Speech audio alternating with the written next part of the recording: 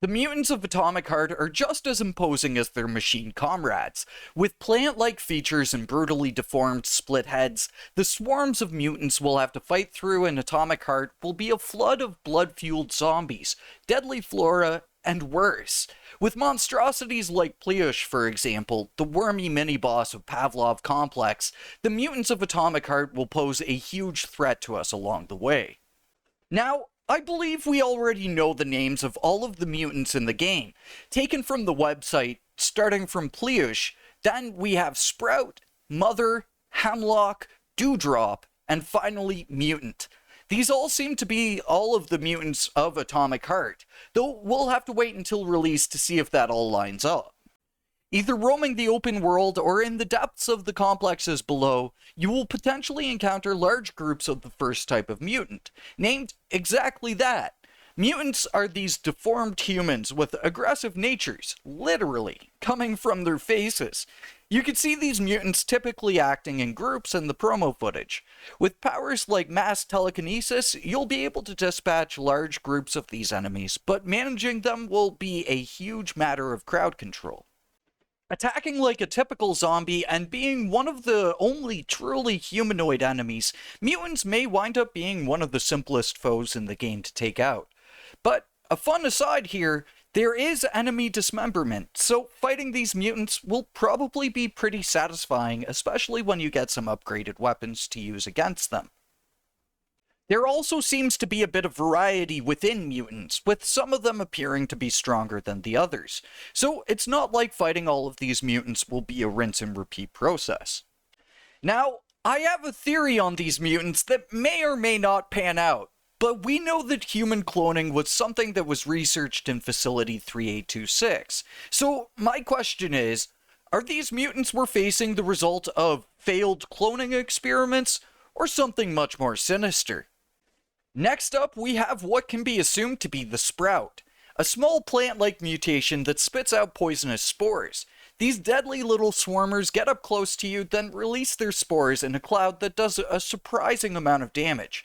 So you'll want to keep your distance as you dispatch groups of these and work your way towards the pods they spawn from. The pods will actually fully block doorways too. It's hard to say if the pods are destructible at this point, but they will hatch at least a few sprouts per pod. So if possible, you may want to deal with the pods first, then the swarms that sprout out afterward. And for the last mutant we've seen enough of to know about, Pleush, a horrifying mini-boss of Pavlov, which, ironically, is also where we see the sprouts. So before we chat on Pleush itself, I think this is a relevant thing here. Pavlov may be the complex to house more of the mutated creatures of Atomic Heart. Each complex houses at least a few core locations for us to explore through, and with us only seeing a small slice of what Pavlov is, it's safe to say there may be more horrors than just Pleush and the other mutants to find down there. But this wormy monstrosity lives up to the difficult enemies of Atomic Heart, proving to be too much of a challenge for the person that was demoing the game at this point, but having a pretty unique death animation to go along with it. Attacking from a medium range and up close, the real threat of Pleush is how it pushes on the character and uses its speed to overwhelm them. Now, the character was over-encumbered at this point, which had a huge impact on the fight, but that's something we'll be discussing in our next video, so stay tuned for that. Either way, Pleush is one of those enemies I really look forward to fighting and figuring out here in the game, as he seems like a pretty challenging fight early on. We're definitely gonna have to save our bullets for this boss, as fighting him at any sort of a close range seems to be the wrong way to do the fight. So consider this an early tip for the game before it even launches.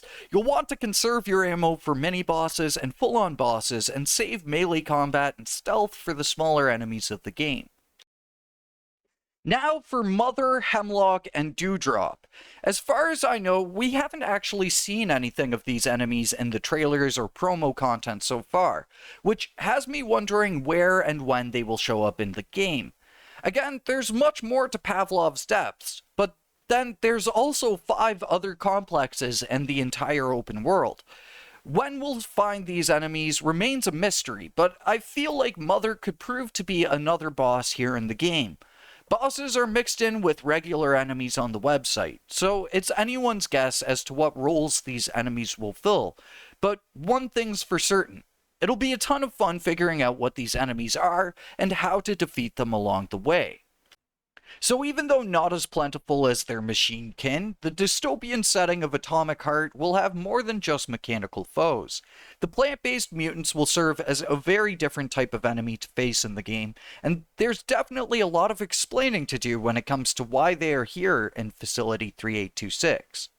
We've got a few more topics to dig into before we get to the game's launch in just a short 3 weeks, where we'll be talking about crafting, powers, and more, so please subscribe if you haven't yet. But for now, thank you for watching, and I will catch you all in the next one. Until then, peace.